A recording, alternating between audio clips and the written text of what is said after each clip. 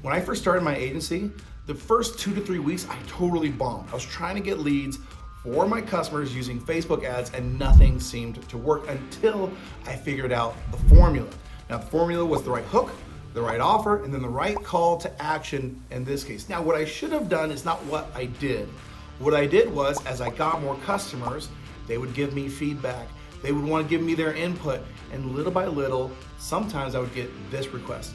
Hey, can we make that offer different? Or hey, can we not offer that thing? And all of a sudden, the ads that were working in other places stopped working for those people. And at the time, I don't know why, it was confusing to me. Why did our ads stop? We're still running the same type of ads, but the second that we changed the formula, everything changed. So in this video, I'm going to simplify how to do this, well, first of all, you should never listen to your customers. But first, I'm gonna walk you through how to do this, how to come up with what's called a marketing control. Now, if you wanna learn the lead generation game, we've got a free course. It's in the description below. It's free, check it out, enjoy the video. So do you guys know who Gary Bencivenga is? He's my favorite marketer. He's an old school guy. His whole claim to fame is he did 40 billion in advertising revenue. And he's probably one of the best marketers to ever live, in my opinion. He would go through and talk about the different pieces of advertising that he had. And he talked about this concept called a marketing control. Einstein's formula is E equals MC squared, right? That's his formula. I think that's relativity. I don't know. Let's act like that's what that means. Okay. But what if it was M equals EC squared? Would it still work? No, because the formula changed. And in marketing, we call it the 40-40-20.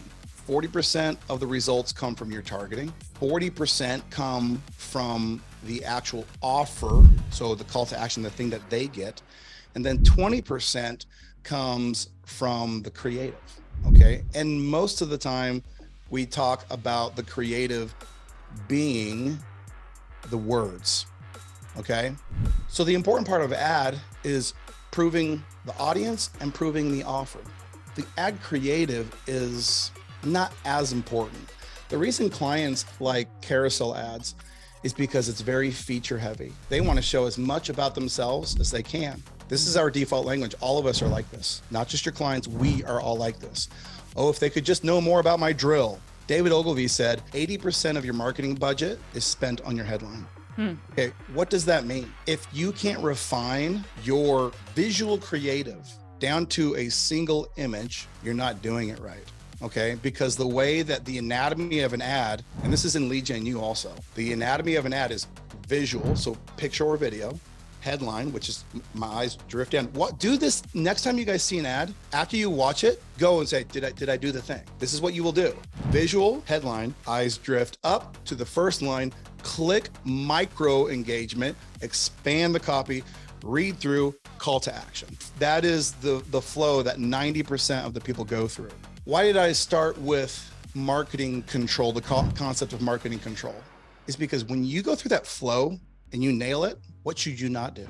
Change it. Don't break it. 9 times out of 10, people talk about this thing called ad fatigue. Like, hey, my ads started going and then they like tapered off. That's wrong. 9.9 times out of 10. And everything needs context. Okay. If you've been running that ad for a year, yeah, you probably got ad fatigue. But this idea, surfaces after an ad has been running for 2 to 3 weeks and then it struggles. What do you actually have? Algorithm fatigue. Okay. Because when your ad is placed into an audience, it gets some level of traction. Now it's going to show it to who they think is going to convert. But if it gets into a time where it's got a lull, like sometimes we wake up and we're just not our best selves. The algorithm is the same. Sometimes it wakes up and it's not its best self. And so it's going to go out. And if it stops getting conversions, 1 bad day could turn into 2. This happens to us too, right? 2 bad days can turn into 3. Well, what do? Change the ad, change everything that was working. That's what most people do. What you should do, smack it in the fanny and say, go out and find some new friends. Like just hit reset on the ad, like put it back into learning. That's why in UpHex, we have that recycle button. Boom, put you into a new place in the ad set. Which, by the way, pro tip, those ad buying strategies, that's something that most ad buyers don't learn for years. They just mess with the ad. We put it in there because we're like, When we optimize a campaign, 9 times out of 10, we're just clicking the refresh.